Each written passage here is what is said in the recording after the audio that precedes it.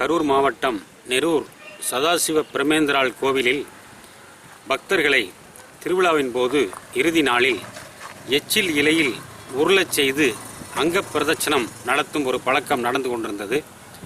அது பக்தர்களை கேவலப்படுத்தக்கூடியது என்பதாலும் பக்தருடைய தன்மானத்துக்கு கேடானது என்பதாலும் மதுரை உயர்நீதிமன்ற கிளையில் ஒரு ரிட் மனு தாக்கல் செய்து என்னுடைய முயற்சியில் அந்த நிகழ்ச்சிக்கு தடை பெற்றேன். அதன் பிறகு இதேபோல கர்நாடக மாநிலம் குர்கே சுப்பிரமணியம் கோவில் என்ற கோவிலிலும் பக்தர்களை எச்சில் இலையில் உருளச் செய்யும் சடங்கு நடந்து கொண்டிருந்தது.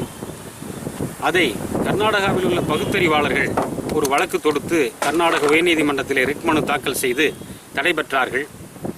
இந்த சூழ்நிலையில் அந்த கர்நாடக மாநிலத்தில் இருக்கிற குர்கே சுப்பிரமணியம் சாமி கோயில் நிர்வாகத்தினர் அந்த தடைக்கு எதிராக உச்சநீதிமன்றத்திலே ஒரு அப்பீல் செய்தார்கள்.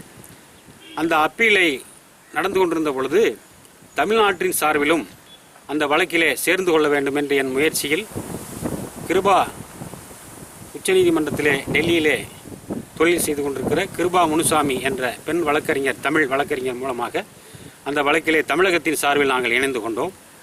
அந்த வழக்கு விசாரணையில் இருந்து கொண்டிருந்த பொழுது இன்று மத்திய அரசு உச்சநீதிமன்றத்துக்கு கொடுத்த பதிலில், அந்த வழக்கில் கொடுத்த பதிலில் உச்சநீதிமன்றம் எச்சில் இலையிலே பக்தர்கள் உருளுவதை தடை செய்வது எங்களுக்கு ஆட்சேபனை இல்லை, உச்சநீதிமன்றம் தடை செய்யலாம் என்ற ஒரு பதிலை இந்திய மத்திய அரசாங்கம் தெரிவித்துள்ளது.